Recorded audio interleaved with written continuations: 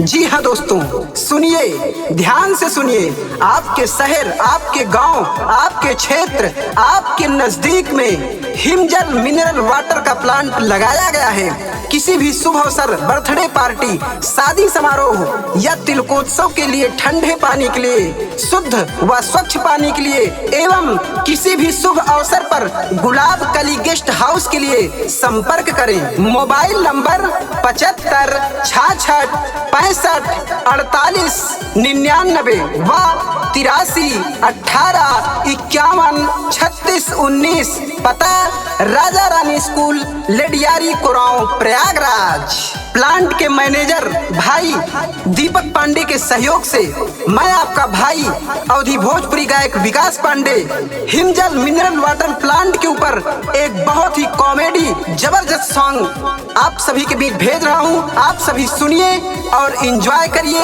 हिमजल mineral water का शुद्ध व स्वच्छ पानी पीजिए। आसरा म्यूजिक। पानी बाटे सबसे आकर घरवा पहुँचाई है जाकर, सब कर से बेसी बाटे हिमजल मिनरल वाटर। शुभ अवसर, बर्थडे पार्टी, सेवा बारहों महीना, ले लो मिनरल वाटर पनिया। हिमजल वाटर पानी है पीना, पीना पीना पीना पीना, बारहों महीना भैया, बारहों महीना। आवा आवा आवा आवा, हिमजल मिनरल वाटर है पीना, बारहों महीना भैया, बारहों महीना। ए दीपक भैया, आज से हमरो ऑर्डरवा लिख लिया। अरे ठीक बा भैया, ठीक बा। आवा ना आवा जल्दी, ले लाना पनिया हो। आवा ना आवा जल्दी, ले लाना पनिया हो। हिमदल मिनरल वाटरबा, सब तलते बलिया हो। आवा आवा आवा आवा, करे छठुआ गुलाब गली गेस्ट हाउस में पनिया पहुँचाओ ले।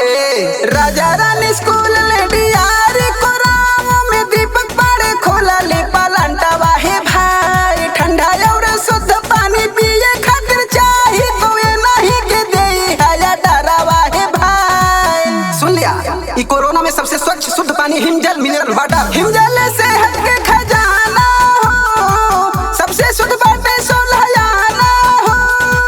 हिमजल सेहत के खजाना हो, सबसे शुद्ध बाटे सोलहयाना हो। ऐसन पानी पिए खातिर मिले भी कहीं ना।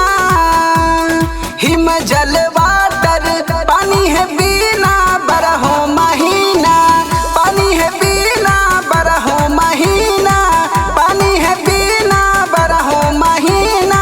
हिमजल वाटर पानी है पीना, बारहों महीना।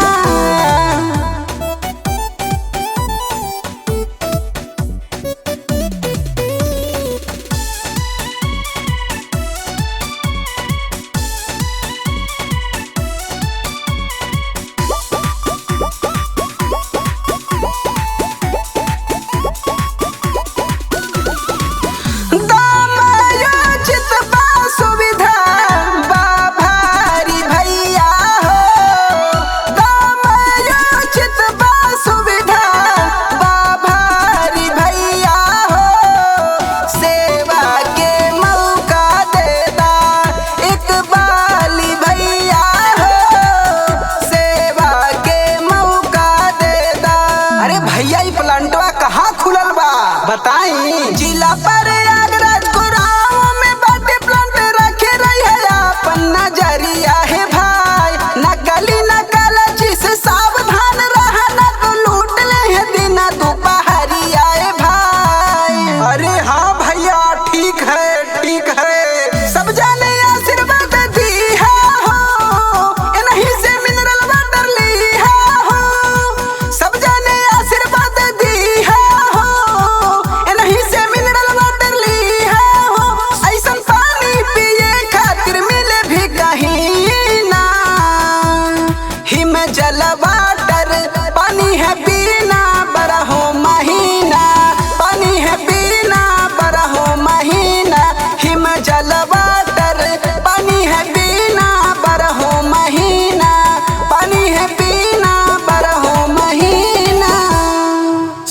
व स्वच्छ पानी के लिए एवं किसी भी शुभ अवसर पर गुलाब कली गेस्ट हाउस के लिए संपर्क करें। मोबाइल नंबर 75 66 65 48 99 व 83 18 51 36 19।